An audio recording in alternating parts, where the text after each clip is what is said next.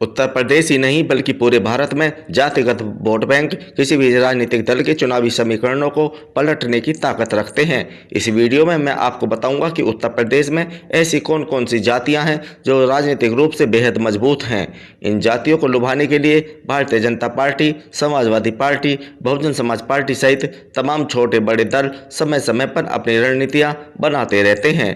बेशक चुनाव के समय सभी राजनीतिक दल रोजगार और विकास की बात करके जनता को अपनी ओर आकर्षित करने का प्रयास करते हों, लेकिन यह भी उतना ही कड़वा सच है कि भारतीय राजनीति बहुत कुछ जातिगत व्यवस्था पर टिकी है, जिसे पार पाना किसी भी राजनीतिक दल के लिए आसान नहीं है। सबसे पहले हम ब्राह्मण समाज की बात करते हैं। उत्तर प्रदेश की राजनीति में ब्राह्मणों के महत्व को कम नहीं आंका जा सकता। प्रदेश में ब्राह्मणों की लगभग 10% आबादी है। कांग्रेस ने उत्तर प्रदेश में 11 बार ब्राह्मणों को मुख्यमंत्री बनाया है। वहीं भारतीय जनता पार्टी की योगी सरकार में भी इस बार ब्रजेश पाठक को उप मुख्यमंत्री बनाया गया है, जबकि योगी सरकार के पिछले कार्यकाल में दिनेश शर्मा उप मुख्यमंत्री थे। बहुजन समाज पार्टी भी ब्राह्मण, मुस्लिम और दलित समीकरण के सहारे प्रदेश में अपनी सरकार बना चुकी है। वर्तमान में ब्राह्मण पूरी तरह से भारतीय जनता पार्टी का मजबूत वोट बैंक है। ब्राह्मणों के वोट बैंक पर कभी कांग्रेस का एकाधिकार था, लेकिन उत्तर प्रदेश की मंडल और कमंडल की राजनीति और राम मंदिर आंदोलन ने कांग्रेस को राजनीतिक हाशिए पर ला दिया। क्षत्रिय समाज। उत्तर प्रदेश की राजनीति में अधिकांश क्षत्रिय मतदाता भारतीय जनता पार्टी के साथ खड़ा है। प्रदेश की आबादी में 7% हिस्सेदारी रखने वाले क्षत्रिय समाज की अहमियत इस बात से लगाई जा सकती है कि भारतीय जनता पार्टी ने लगातार 2 बार योगी आदित्यनाथ को उत्तर प्रदेश का मुख्यमंत्री बनाया है। योगी आदित्यनाथ क्षत्रिय समाज से आते हैं। वर्तमान में केंद्रीय रक्षा मंत्री राजनाथ सिंह भी उत्तर प्रदेश के मुख्यमंत्री रह चुके हैं। क्षत्रिय समाज के राजनाथ सिंह का नाम भारतीय राजनीति में बड़े आदर के साथ लिया जाता है। विपक्षी पार्टियों ने कई बार योगी आदित्यनाथ और राजनाथ सिंह पर क्षत्रियों का पक्ष लेने के आरोप लगाए, लेकिन वे क्षत्रिय समाज को भारतीय जनता पार्टी से अपनी पार्टी की ओर लाने में नाकाम रहे। यादव। उत्तर प्रदेश की राजनीति में यादव कितने असरदार हैं, इसका अंदाज़ा इसी बात से लगाया जा सकता है कि इन्हीं के दम पर समाजवादी पार्टी ने उत्तर प्रदेश में 4 बार अपनी सरकार बनाई है। 3 बार मुलायम सिंह यादव और 1 बार अखिलेश यादव उत्तर प्रदेश के मुख्यमंत्री बन चुके हैं। पिछड़ा वर्ग से ताल्लुक़ रखने वाला यादव समाज समाजवादी पार्टी का मूल समर्थक माना जाता है।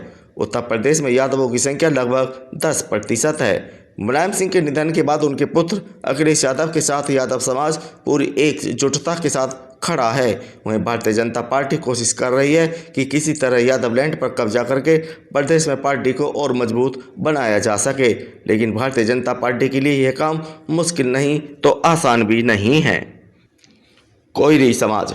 कभी बसपा का मजबूत वोट बैंक कही जाने वाला कोयरी समाज उत्तर प्रदेश में जनसंख्या लगभग 5.5% है, लेकिन कोयरी समाज का यह वोट बैंक अब भारतीय जनता पार्टी और समाजवादी पार्टी के बीच बटा हुआ है। उत्तर प्रदेश के उप मुख्यमंत्री केशव प्रसाद मौर्य भी इसी समुदाय से आते हैं और उनकी कोयरी समाज पर मजबूत पकड़ है। इसके अतिरिक्त बाबू सिंह कुशवाहा की भी इस समाज पर अच्छी पकड़ है और वे आज जन अधिकार पार्टी के अध्यक्ष हैं। लोध समाज। उत्तर प्रदेश की आबादी में लगभग 4% हिस्सेदारी रखने वाला लोध समाज राजनीतिक रूप से काफ़ी मजबूत है। उत्तर प्रदेश के पूर्व मुख्यमंत्री कल्याण सिंह इस समाज का चर्चित चेहरा है। कल्याण सिंह के निधन के बाद जिस तरह से भारतीय जनता पार्टी ने उन्हें सम्मान दिया है, उसको लेकर लोध समाज में पार्टी के प्रति सहानुभूति उपजी है। कल्याण सिंह के बेटे सांसद तो उनके पौत्र योगी सरकार में मंत्री हैं। कल्याण सिंह के समय से ही लोध समाज भारतीय जनता पार्टी के साथ खड़ा है। यद्यपि समाजवादी पार्टी और बहुजन समाज पार्टी ने लोध समाज में सेंध लगाने के अथक प्रयास किए, लेकिन उसमें वे सफल नहीं हो सके। कुर्मी समाज। उत्तर प्रदेश की जनसंख्या में लगभग 5% की हिस्सेदारी रखने वाले कुर्मी समाज की बांदा, कौशाम्बी, मिर्जापुर, उन्नाव और सोनभद्र में अच्छी आबादी है। यहाँ ये किसी भी राजनीतिक दल के समीकरण बनाने और बिगाड़ने का काम करते हैं।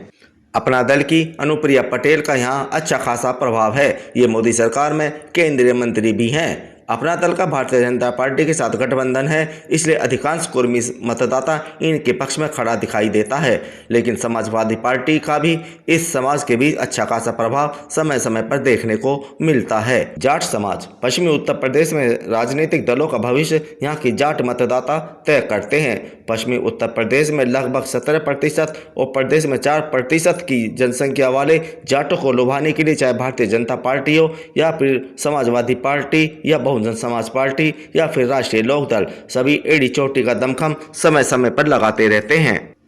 मेरठ, बागपत, हापुड़, अलीगढ़, मथुरा, मुजफ्फरनगर, बुलंदशहर, बरेली, मुरादाबाद, आगरा, बिजनौर और बदायूं ऐसे जिले हैं जहां जाटों का अच्छा खासा प्रभाव है।